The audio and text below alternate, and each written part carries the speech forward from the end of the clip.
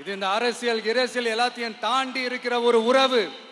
கட்சி கிட்சி எல்லாத்தையும் தாண்டி இருக்கிற ஒரு உறவு. இது ஒரு பூர்வ ஜென்ம பந்தம். இது சும்மா இந்த அரசியல் ஆதாயம் தேடுறவங்களுக்குலாம் இது என்னன்னே புரியாது.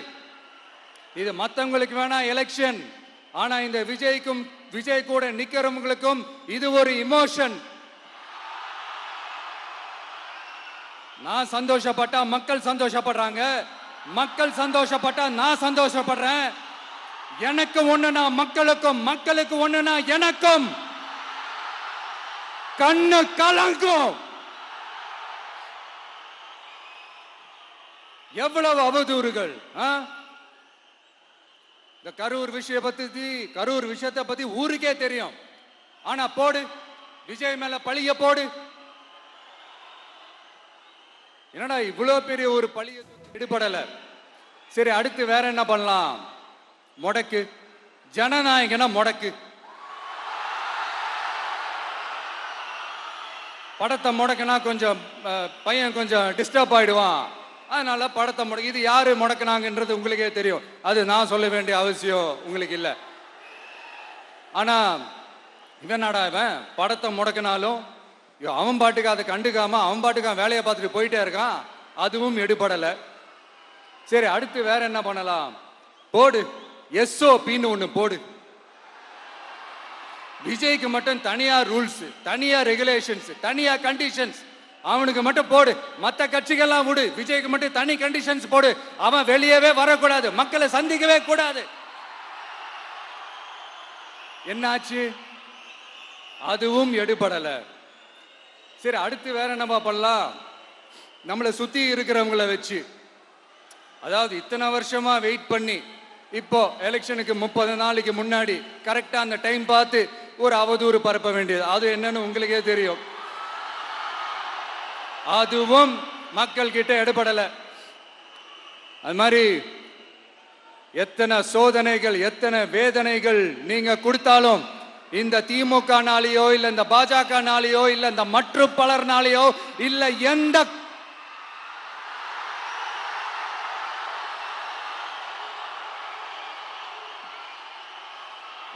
வேற யாராலையும் என்ன மக்கள் கிட்ட இருந்து பிரிக்க முடியாதுன்னு சொல்ல வந்த. அதைத்தான் சொல்ல வந்த. ஒவ்வொரு வீட்டில் இருக்கிற ஒவ்வொரு விஜயும் இருக்கிற வரைக்கும் என்ன மக்கள் கிட்ட இருந்து பிரிக்கவே முடியாது. இப்படி இந்த சொந்த பந்தம் இவ்வளவு ஸ்ட்ராங்கா இருக்கிறதுனாலதான் நான் முன்னாடியே சொன்ன 234 தொகுதியிலையும் இந்த விஜய் தான் வேட்பாளர். அப்படின்னு தான் அதை நான் செஞ்சிருக்கிறேன். ஏன்னா நம்மளுடைய வேட்பாளர்கள் யாரும் டாட்டாவோ பிர்லாவோ அம்பானியோ அதானியோ கிடையாது. நம்ம வீட்டில் இருக்கிறவர், நம்ம குடும்பத்தில் இருக்கிற ஒருத்தரை தான் நான் வேட்பாளராக செலக்ட் பண்ணியிருக்கிறேன். அப்படி செலக்ட் பண்ணி தான் உங்ககிட்ட நான் ஒப்படைச்சிருக்கிறேன். அதனால அந்த வேட்பாளர் வேற, இந்த விஜய் வேற அப்படின்னு நினைச்சிடாதீங்க. இந்த விஜய் தான் வேட்பாளர், அந்த வேட்பாளர் தான் விஜய்.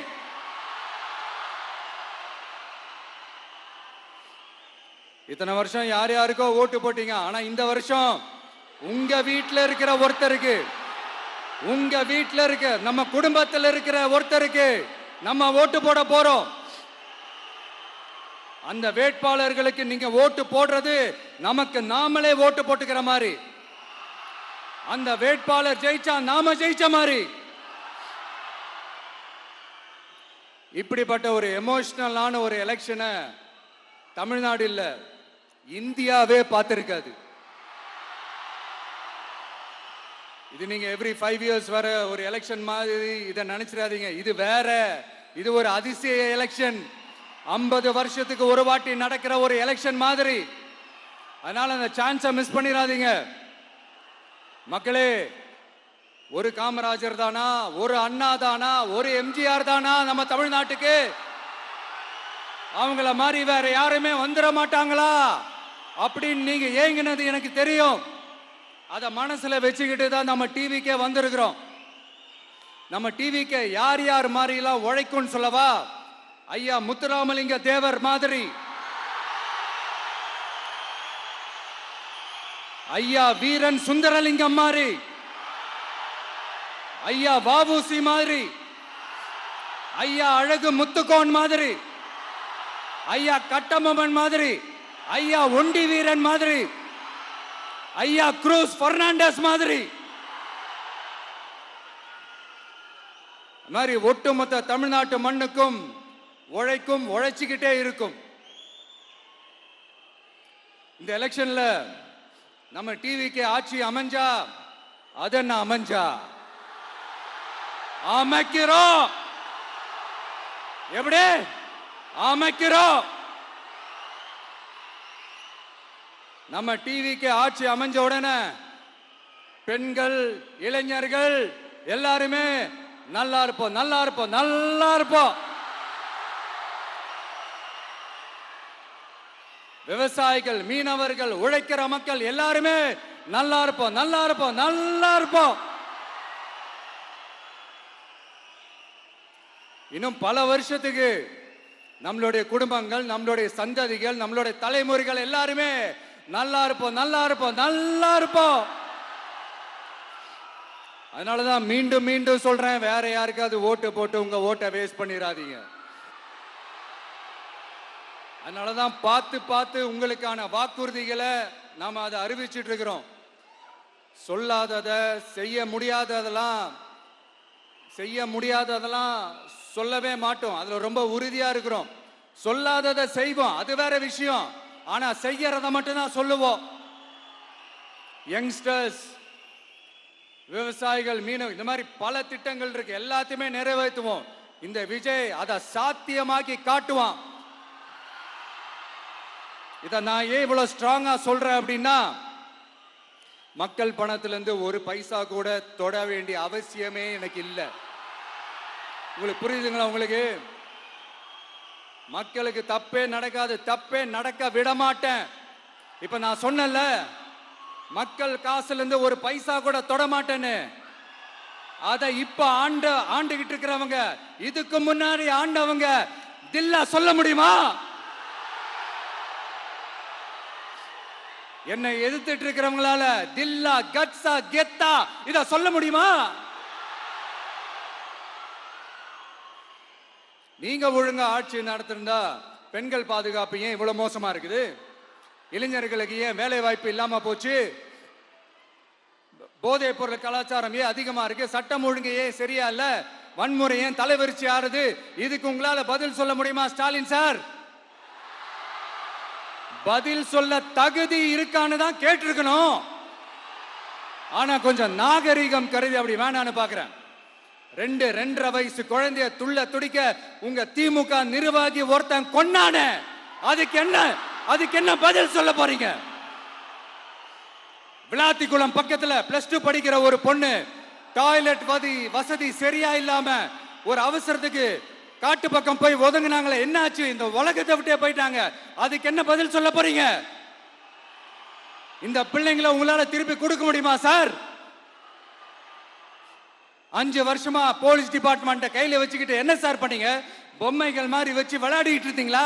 ஒரு மனசாட்சின்றது வேணாம். நாங்குநேரி பிரச்சனையை பத்தி பேசினா அது போதையில நடந்துச்சான், போதை பொருட்கள்னால அது நடந்துச்சான். பெரிய கண்டுபிடிப்பு, எங்களுக்கு தெரியாது பாரு. அது எங்களுக்கும் தெரியும், உங்களுக்கும் தெரியும். கேள்வி அது இல்ல, அதை ஏன் தடுக்கலன்றதுதான் எங்களுடைய கேள்வி. இது மட்டுமா? மணலை திருடுறாங்க, மண்ணை திருடுறாங்க, மலைகளை முழுங்குறாங்க, சட்டவிரோதமா கல்குவாரி நடத்துறாங்க, மணல் மாஃபியா அது ஒரு பக்கம் நடந்துகிட்டு போகுது. இன்னொரு பக்கம் மினிஸ்டர்ஸ் கொள்ளையடிக்கிறாங்க, இன்னொரு பக்கம் குடும்பமா சேர்ந்து கொள்ளையடிக்கிறாங்க. டாஸ்மாக்ல ஊழல், நகராட்சி துறையில ஊழல், இப்படி ஊழல் ஊழல், ஆட்சி முழுக்க ஊழல் ஊழல்லே ஊறி போய் நாரி போய் கிடக்குது. எந்த மூஞ்ச வச்சுக்கிட்டு சார் வந்து ஓட்ட கேட்பீங்க?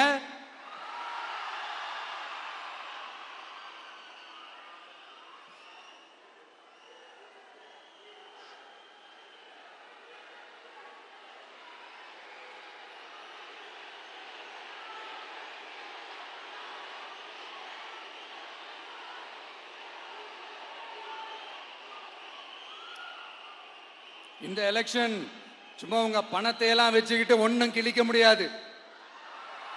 உங்க பணத்தை எல்லாம் வச்சு மக்கள் எல்லாம் விலைக்கு வாங்கவே முடியாது.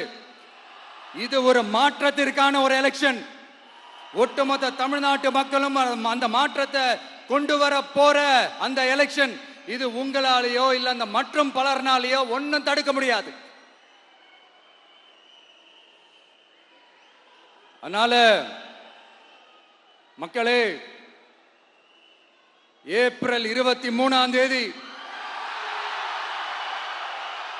காலையில சும்மா பக்காவா ரெடி ஆயிட்டு வீட்டில் இருக்கிற சாமியெல்லாம் கும்பிட்டுட்டு உங்க ஓட்டர் ஐடி கார்டு கையில் எடுத்துக்கிட்டு முதல்ல பூத்துல போய் நின்று அந்த விசில் சின்னத்துக்கு நேரா இருக்கிற அந்த பட்டனை ஒரு அழுத்துங்க. இது ஒரு தலைமுறைக்கான ஒரு தேர்தல், உங்களுக்கான தேர்தல். எப்பேற்பட்ட வசதியான வாழ்க்கையா இருந்தாலும் எல்லாத்தையும் தூக்கி எறிஞ்சிட்டு உங்களுக்காக மட்டுமே வந்திருக்கிறேன்.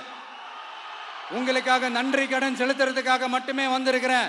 அத்தனை வழிகளையும் தாங்கிக்கிட்டு உங்களுக்காக மட்டுமே வந்திருக்கிறேன். ஒரு நாளும் பொய் சொல்லி உங்களை நான் ஏமாத்தவே மாட்டேன். இந்த 4 முனை போட்டி, 40 முனை போட்டி, எத்தனை முனை போட்டின்னு எத்தனை உருட்டினாலும் இங்க 2 முனை போட்டி மட்டும்தான். ஒண்ணு, இன்னொன்னு எஸ், ஒன்னு டிவிகே, இன்னொன்னு டிஎம்கே. மக்கள் விரோத ஆட்சி நடத்துற ஸ்டாலின் சார் வேணுமா? மக்களை நேசிக்கிற உங்க விஜய் வேணுமா? அவ்வளவுதான் இந்த எலெக்ஷன். அதனால உங்க மகனுக்கு, உங்க அண்ணனுக்கு, உங்க தம்பிக்கு, உங்க பிள்ளைக்கு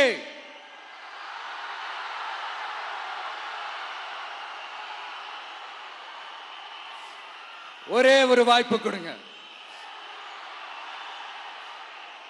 தயவு செஞ்சு விசில் சின்னத்துக்கு ஓட்டு போடுங்க. இது ஒரு விசில் புரட்சி தேர்தலா இருக்கணும்.